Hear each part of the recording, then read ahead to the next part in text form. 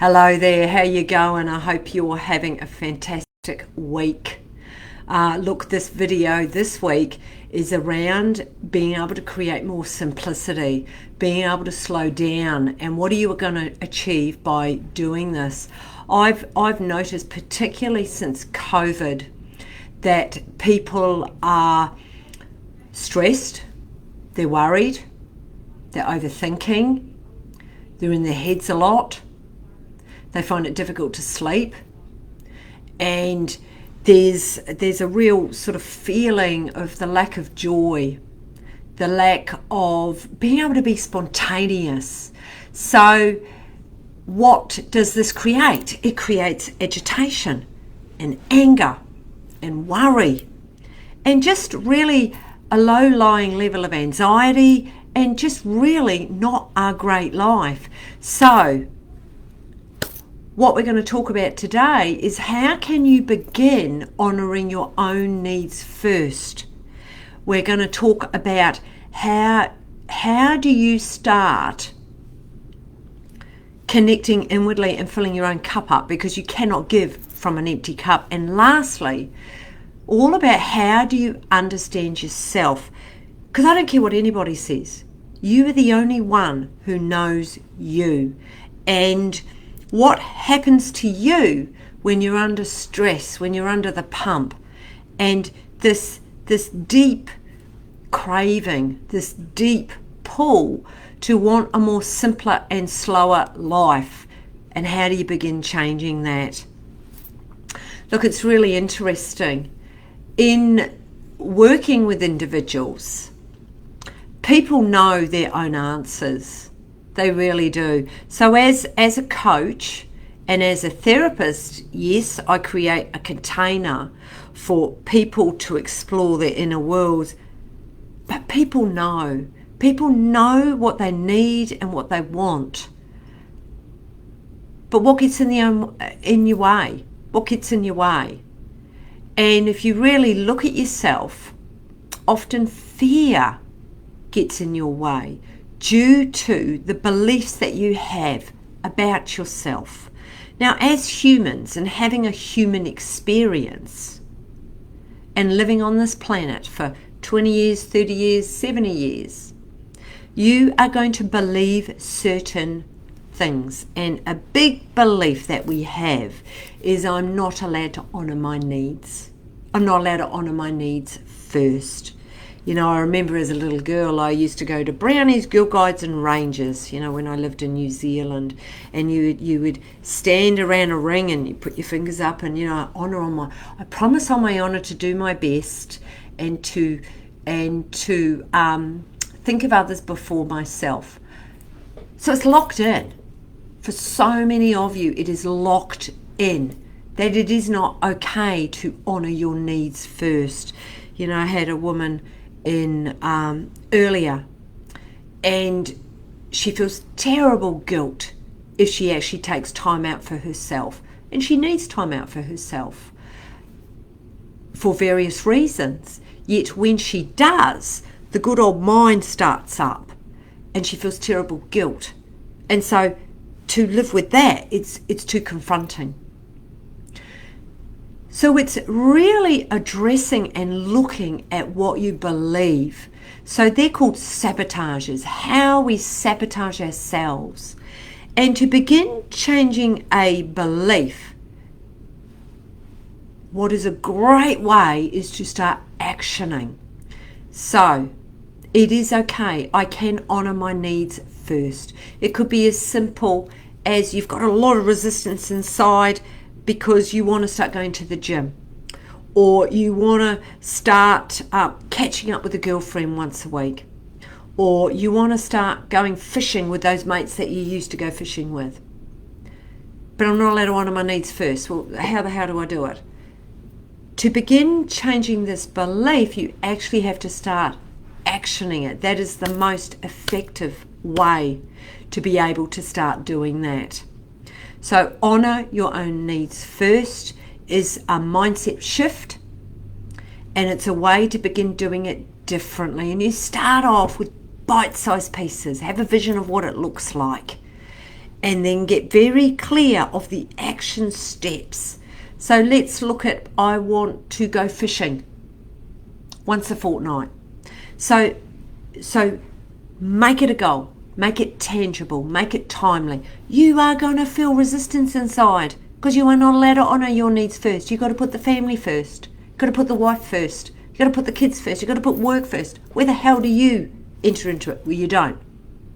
However, if you're wanting more simplicity and you're wanting more slowness, you've got to start honouring your needs first. So that is a really, really great place to start. And in having more simplicity and having more slowness, there's a lovely thing that starts happening inside when you begin noticing and questioning what is coming up for you. So it's actually allowing the feelings, allowing what is here in your body to be here, and it's having an awareness that it's here and naming it. Oh, I'm feeling a bit agitated. I'm feeling a bit fearful. I'm feeling, and so name it, be with it. Look, we're not freaking taught any of this. We are taught to soldier on. We are taught to stay in our head. We are not taught to embody our bodies, to be in our bodies and feel. Feel what you are feeling. It is not right to ignore. However, our programming and how we've been raised is to not honour your needs first, to not feel. We disappear. We reject ourselves. We don't allow ourselves to be in our bodies and be with what's here. So to begin honouring your needs first, you've got to feel that uncomfortableness and have an awareness around it, allow it to be here, and action steps to do it anyway. It's like a muscle. It'll get stronger. Which takes me to my next point. You cannot give from an empty cup. I cannot tell you the amount of people I've sat opposite to or worked online with who say to me, well, I ask them, well, what do you want? I just want peace. I just want quiet. I just want it to all be calmer. And what has happened for these people is that you keep giving and giving and giving and giving to a point where you cannot give from an empty cup. And then you start feeling these strong feelings of overwhelm and exhaustion and burnout if it continues. So honouring your own needs first and recognising that you cannot give from an empty cup is crucial, absolutely crucial. I've just moved house. And I'm in an Airbnb at the moment. And I realised I was pretty exhausted.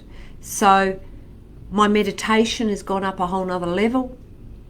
My sleeping, I'm aiming for that 8 hours of sleep.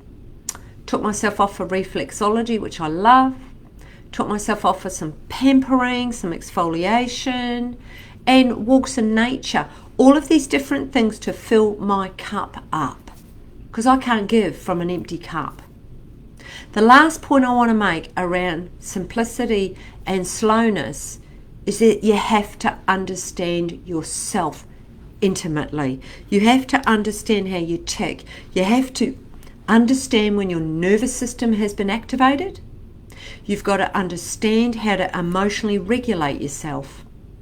And if you do not take the time to slow down, to bring in stillness, to bring a daily practice in, checking in. How am I going?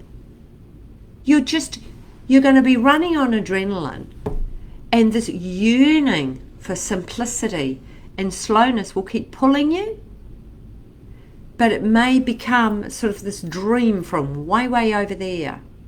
So you've got to start somewhere, and it starts with making a decision that actually I am important and what I feel is important.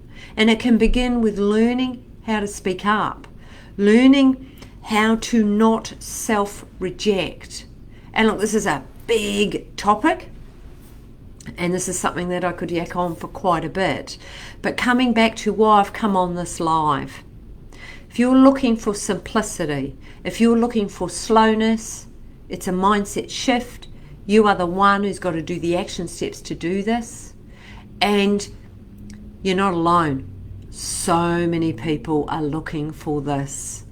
And that being able to honor your own needs and give yourself what you need, you're going to have much more of a chance of feeling calmer, grounded, accepting. You're not going to react to your partner.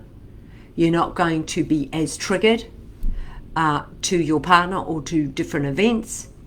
You're going to be able to self-regulate so much more easily. So I'm going to wrap it up. But sit in, how can I honour my needs first? And what is one action step that I can begin today to do that? Anyway, I'm going to love you and leave you. And you know what? The power of change is within you. See ya.